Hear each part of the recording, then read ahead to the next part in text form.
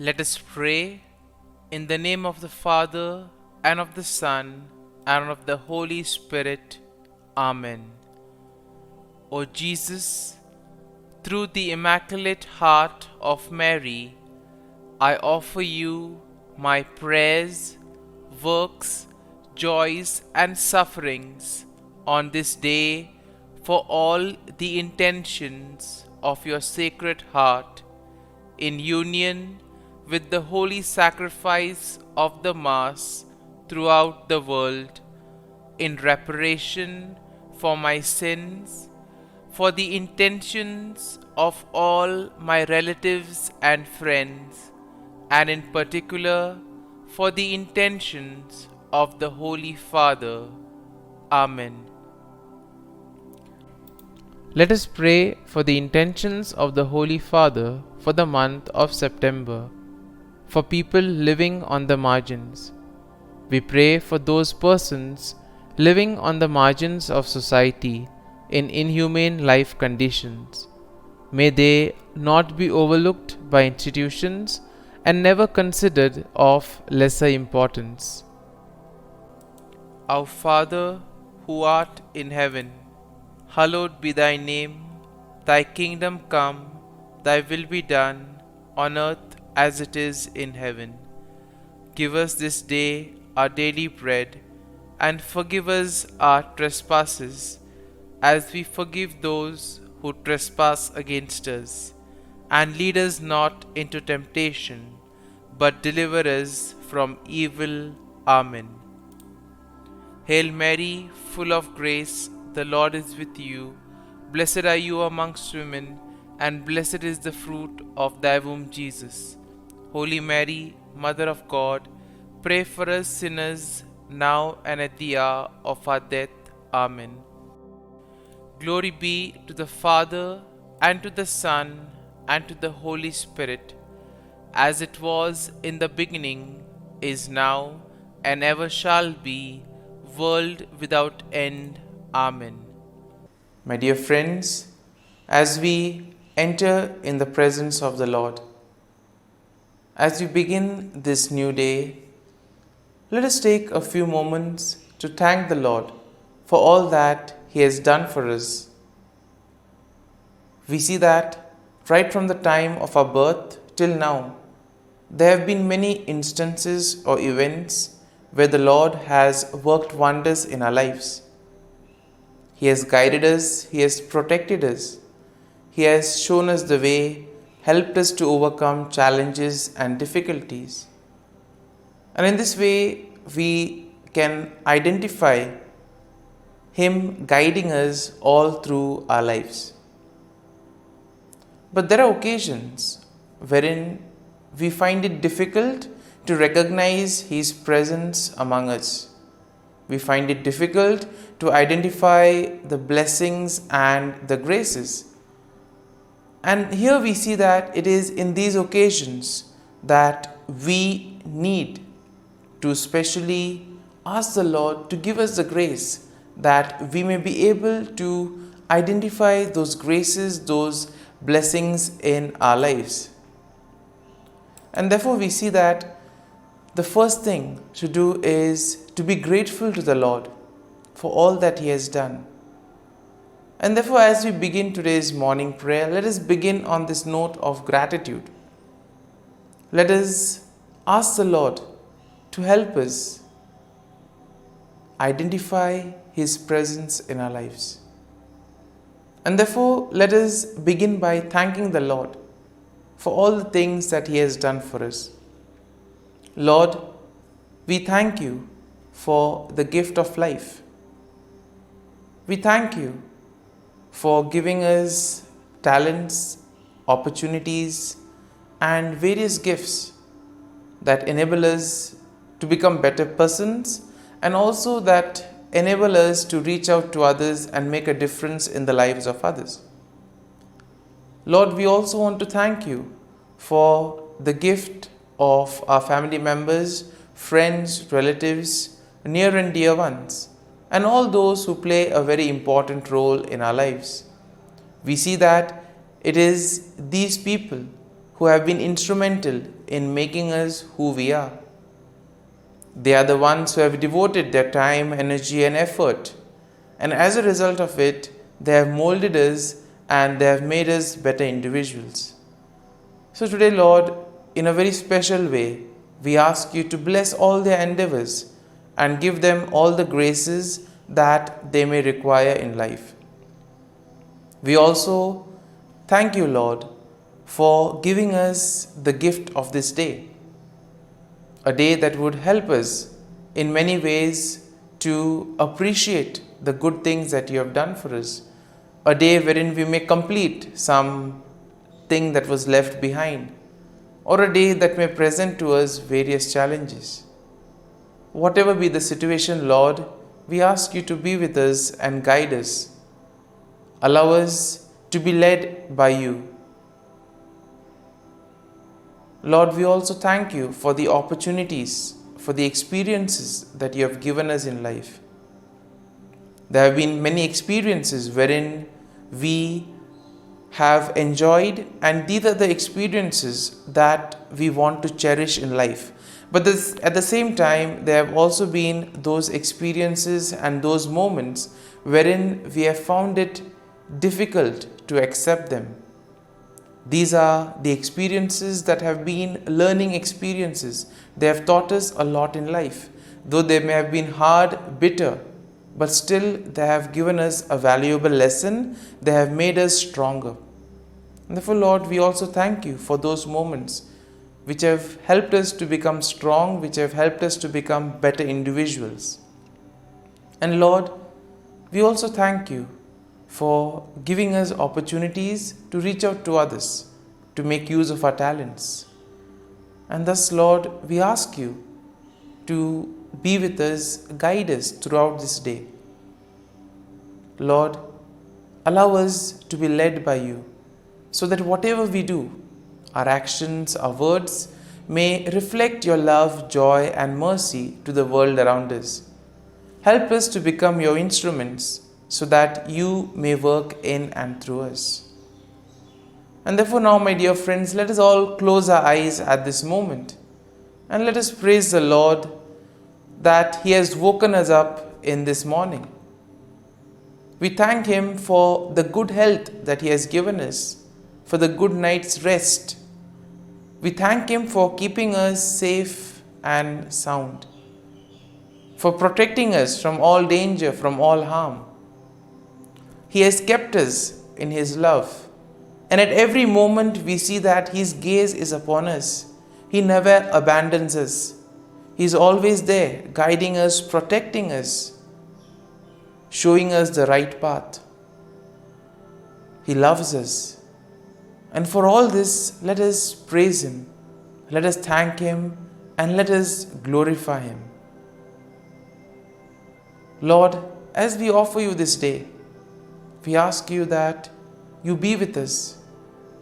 Help us to make the right decisions. Help us to do the right things, so that we too may become worthy instruments, that we may be worthy workers in your vineyard.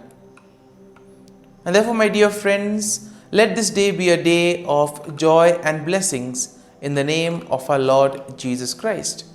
And today, in a very special way, we shall reflect on Psalm 62. As usual, we shall have a general overview of the psalm, and then we shall take a look at some of the important verses in detail. Now we see that Psalm 62 is a psalm of trust, and once again it is attributed to David. It emphasizes the importance of finding true rest and security in God alone.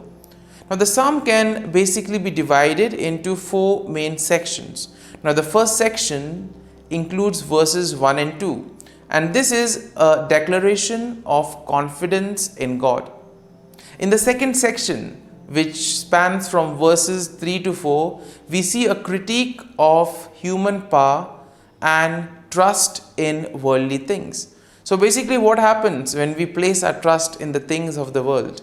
So here we see that the psalm tends to critique this attitude of humans.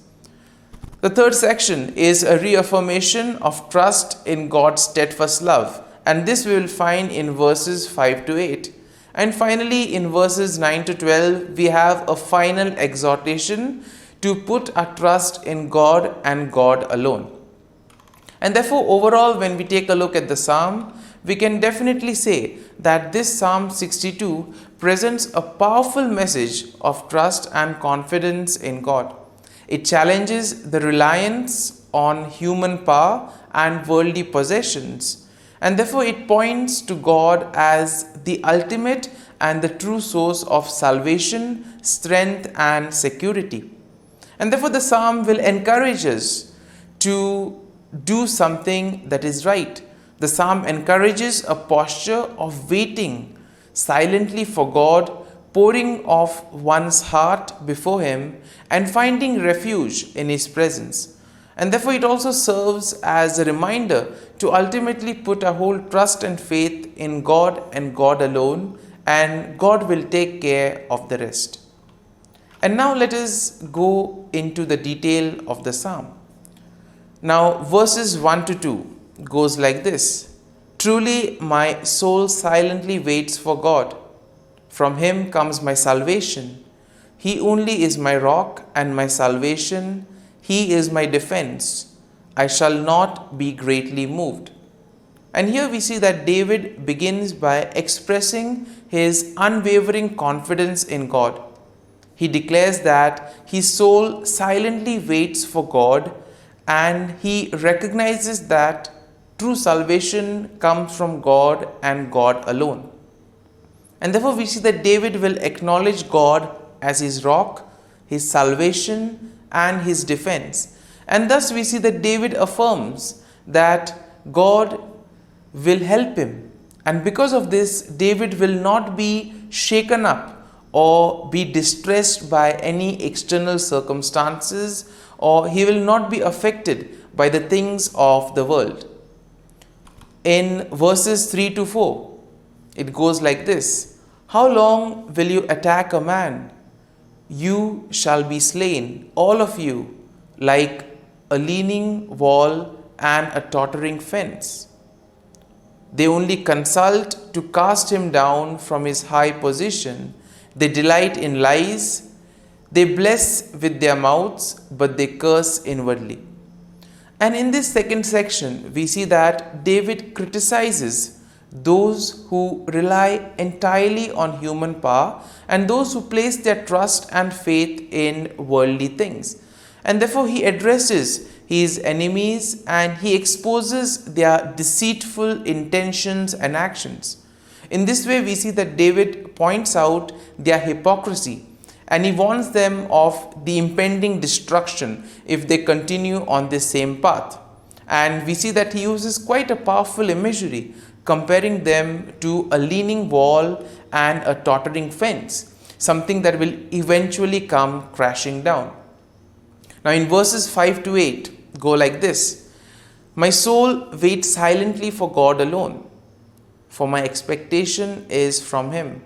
He only is my rock and my salvation. He is my defense.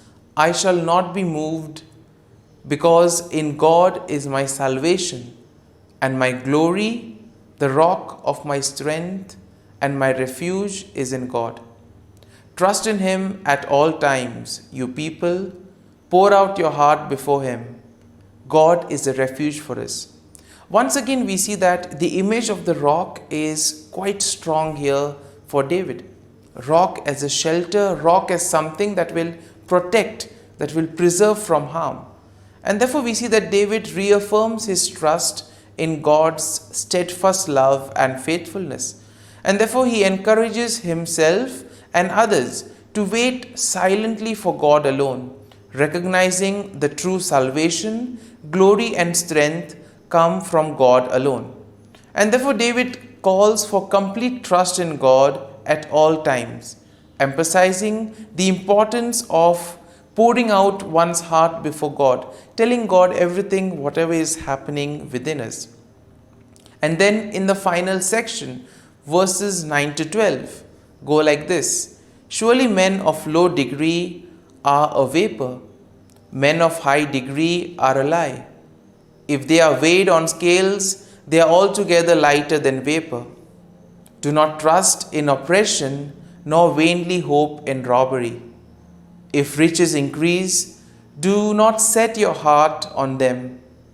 God has spoken once, hence twice I have heard this, that power belongs to God.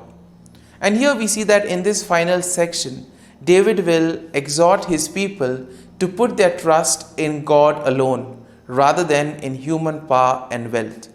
And therefore, he highlights the fleeting nature of human accomplishments and the importance of setting one's heart on worldly things.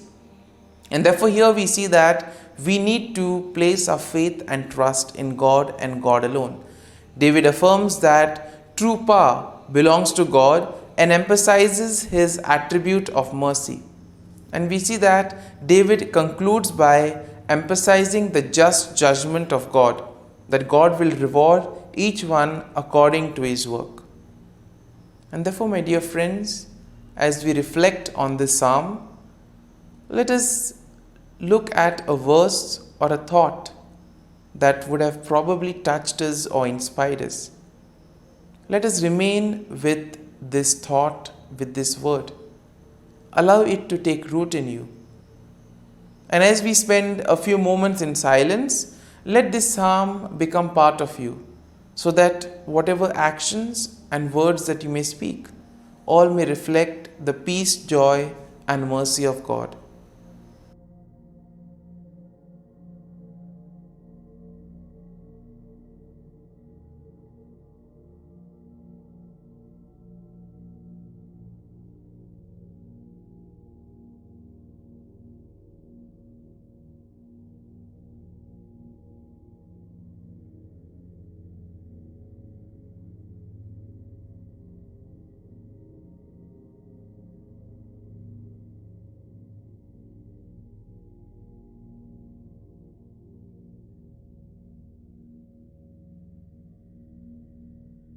Pray to Saint Michael the Archangel for protection.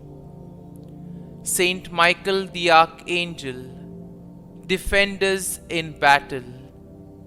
Be our defense against the wickedness and snares of the devil. May God rebuke him, we humbly pray. And do thou, O Prince of the heavenly hosts, by the power of God, thrust into hell Satan and all the evil spirits who prowl about the world, seeking the ruin of souls. Amen. Act of Adoration. O Sacrament most holy, O Sacrament divine, all praise and all thanksgiving be every moment thine.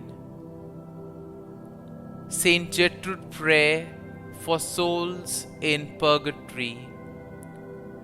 Eternal Father, I offer thee the most precious blood of thy divine Son, Jesus, in union with the masses said throughout the world today, for all the holy souls in purgatory, for sinners everywhere, for sinners in the universal church, those in my own home and within my family. Amen. May the divine assistance remain always with us, and may the souls of the faithful departed through the mercy of God rest in peace. Amen.